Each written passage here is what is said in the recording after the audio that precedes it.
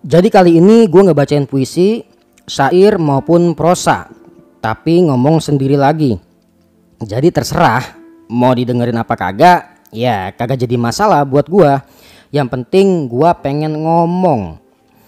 Podcast kali ini masih tentang seputaran Cakung. Ya masih sekitaran Cakung lagi nih ya, kampung baru. Sebelumnya gue minta maaf.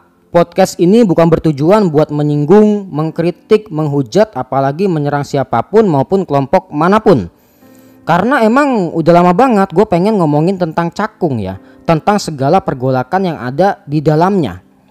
Tapi sekali lagi, beneran podcast ini murni hanya sebagai telaah perilaku aja, studi perilaku aja. Oke, langsung dah. Pada sisi kali ini gue mau ngomongin hal yang sempat gue bincangin sama bini gue ya beberapa bulan lalu.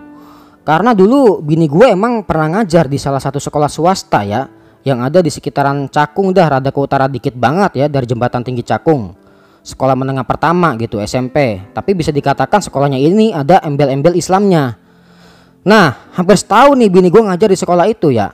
Terus muncul nih berita ya bahwa ada salah satu kasus yang bikin heboh gitu satu sekolahannya. Kasusnya apa? Ada anak didiknya yang hamil di luar nikah.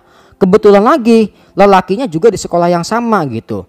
Jadi istilah kata begini, itu ada anak ya, anak didik, anak siswa-siswi, itu dia pacaran mungkin. Nah terus tuh pas pacaran dia bikin anak nih ya, bunting dia tuh cewek gitu ya, cara gampangnya begitu. Terus bini gue curhat sama gue kalau dia ngikut rapat ya terkait problem anak tersebut gitu. Walhasil itu anak dikeluarin dari sekolahnya. Tapi bini gua ini yang cuma sekedar staf pengajar doang ya, bukan jadi pengurus apa-apa di situ ya, dia nggak bisa apa-apa gitu. Walaupun bini gua punya rasa iba, rasa kasihan gitu, kagak tega ngelihat anak itu dikeluarin ya, karena dia ngelihat juga anaknya itu emang apa ya, keluarganya menengah ke bawah gitu, juga keluarganya ya hampir hancur gitu, hampir broken ya. Pokoknya gitu aja ya. Oke, di sini gue bahas tentang pendidikannya ya, bukan sekolahnya atau instansinya, apalagi guru-gurunya, apalagi capseknya kagak. Jadi ingat nih ya, gue bahas tentang pendidikannya nih ya. Jadi jangan coba-coba dipotong-potong ini video gue. Oke, sebelumnya kalau ada yang keliru nih dari mulut gue, silakan lu pada negor gue, dah kagak apa-apa ya. Jadi nih, yang gue lihat selama ini dalam hal pendidikan ya, bahwa kebanyakan sekolah itu hanya mengedepankan indoktrinasi. Artinya ya cukup di sebatas kognitifnya aja gitu yang dijalanin. Ya sifatnya kayak cukup ngapalin, nilai bagus, PR dikerjain gitu. Itu udah cukup dah buat bekal itu anak bisa naik kelas gitu. Tapi tahu kagak ya, kalau model pendidikan begitu sebenarnya kagak bisa nyentuh psikomotoriknya. Ambil contoh nih, dalam sekolah ya, taruhlah yang berbasis Islam gitu ya, siswa kan cuma diajarin apalan-apalan tentang sholat gitu, hanya bentuk deskriptifnya aja gitu. Atau pelajaran Quran hadis, misalnya hadisnya berisi suruh menjauhi ini, menjauhi itu gitu. Ya udah, pokoknya hanya sebatas pada narasi aja dah ya.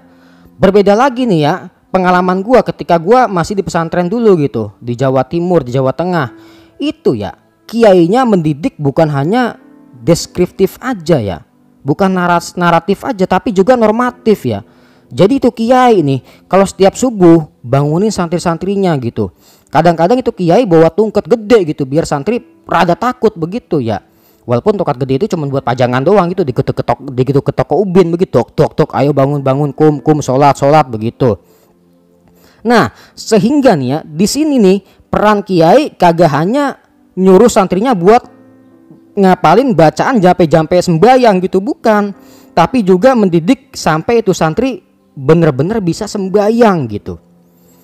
Jadi nggak hanya narasi dan deskripsi aja, tapi juga ada aksi di situ ya. Jadi di sini kan banyak ya sekolah yang berbasis Islam dah gitu. Itu hanya ngajarin pendidikan deskriptif aja gitu, cuman ngomong-ngomong doang gitu, iya, nggak ada amaliyahnya begitu ya. Di sekolah diajarin baca-bacaan sholat doang, baca-bacaan sembahyang doang, tapi di luar sekolah ya udah, itu anak mau sembahyang mau kagak itu udah bukan jadi tanggung jawab guru lagi, kan begitu. Terkadang ya yang pakai cara normatif juga kadang-kadang pakai cara yang berbeda gitu. Ada yang pakai indoktrinasi, ada juga yang benar-benar nyentuh psikomotoriknya gitu. Begini ya, kalau ada orang tua nih ngedidik anaknya sembahyang gitu dengan cara yang keras gitu, pakai cambuk, nyiapin rotan dah gitu pokoknya, terus digebukin tuh anak tiap hari kalau kagak sholat gitu, ujung-ujungnya nih anak bakal rajin sembahyang, gue jamin ya. Tapi di sisi lain gue kagak bisa jamin itu anak bakalan sembahyang selamanya apa kagak gitu. Kalau babanya mati, ya udah dia bakal berhenti sembahyang. Ya udah kan babanya udah koid gitu. Itu yang pertama ya. Terus ada lagi nih yang model ngedidik sembahyang make iming-iming gitu. Iming-iming pahala lah, surga lah, bidadari lah ya.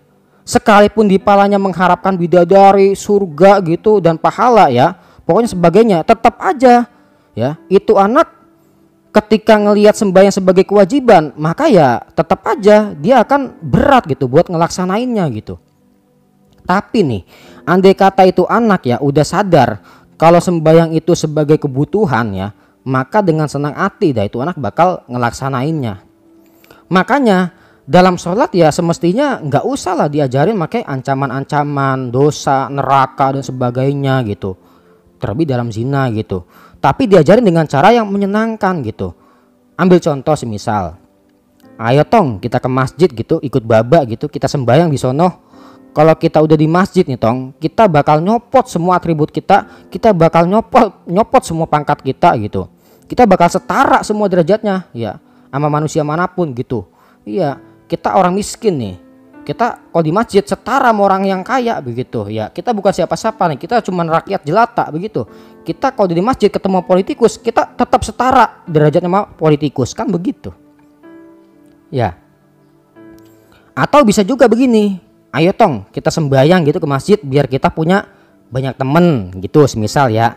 Karena gua sadar ya ngelihat orang sembahyang itu ya hanya sekedar menggugurkan kewajiban aja, udah gitu. Tapi kan sebenarnya sembahyang itu ya, apalagi jamaah di masjid nih, gue kasih tahu ya, itu kan sebenarnya proses latihan ya, biar kita sesama manusia saling kenal gitu, saling memahami perbedaan gitu, saling memahami satu yang dengan yang lainnya, kan begitu. Makanya gue heran nih, kadang di masjid ya, di musola dah gitu, itu dibuat ceramah tuh. Masjid musola dibuat ceramah, gimana sih? Ceramah sih kagak masalah dah. Yang jadi masalah kan ketika dai-nya ini yang tukang ceramah nih cuma nebar kebencian doang ya, nebar-nebar berita bohong gitu. Ini nih yang jadi repot ini ya. Karena di luar masjid ya, di luar musola itu udah kagak ada tempat buat kita lagi. Artinya apa? Nggak ada tempat lagi buat kita menenangkan diri dari segala kepiluan dunia yang semakin merajalela gitu. Tapi sekarang keadaannya, kenapa masjid, musola yang semestinya menjadi tempat terakhir buat kita menenangkan diri, merenungi segala kepenatan hidup, tempat mengadukan diri kepada Tuhan, tempat curhat gitu, dijadikan juga sarana buat melontarkan kebencian. Udah begitu yang ceramah sekelas kiai lagi. Dah, tadi rada geser dikit ya. Balik lagi ke kasus anak yang di sekolah tadi. Selama ini kan guru-guru di sekolah yang berbasis Islam dah cuma ngeluarin ayat dari mulutnya, wala taqrabu zina gitu, jangan deketin zina, begitu aja kan ya. Setelah itu apa konsekuensinya? Dampaknya apa? Nggak ada, nol. Jadi begini, ketika ayat itu dikeluarkan ya tanpa diiringi pendidikannya, ya ibarat kantong plastik yang cuma diisiin angin doang gitu, gembos. Jadi gimana? Gua rasa nih perlu adanya pendidikan seks, gender dan sebagainya gitu. Jadi jangan kolot mentang-mentang sekolah berbasis Islam gitu, gak mau ngajarin pendidikan tentang seks. Ya jangan mentang-mentang Islam gak mau belajar tentang seks, gak begitu caranya, jangan kolot lah gitu. Ya. Jadi dengan begitu nih, walaupun gua kagak bisa jamin itu anak bakal ngemalin apa kagak ya, tapi seenggaknya mungkin hal tersebut bisa meminimalisir ya dampak-dampak buruk yang bakalan terjadi nanti ke depannya gitu. Sekarang kembali lagi ya, orang kita nyebut istilahnya dunia pendidikan. Nah ini pendidikan kan dalam bahasa Arab itu at-tarbiyah ya. Dan tarbiyah ini menyangkut akhlak, etika, moral, norma dan sebagainya ya. Justru banyak sekolah yang melupakan visi misi awal pendidikan. Karena sekolah yang gue lihat cuma ngajarin pelajaran doang gitu. Dalam Arab berarti taklim ya. Ta'limu ta'alim, cuma belajar ngajar doang gitu. Ya. Kagak ada istilah mendidik anak sehingga dalam diri anak itu terbentuk etika dan moral yang baik gitu. Kan ironis banget ya. Semisal nih ada anak didik nilai agamanya bagus gitu, terus dia naik kelas. Begitu itu anak keluar dari sekolah ya, itu anak malah ribut, tawuran, akhirnya meresahkan masyarakat. Atau sebaliknya nih, cuma gara-gara nilai agamanya jebot, 0 gitu nilainya, atau di bawah standar deh misalnya, itu bisa bikin dia kagak naik kelas. Lah kok jadinya ngapa agama orang diukur pakai nilai begitu? Jadi coba kita lihat surat Al-An'am ayat 151 ya.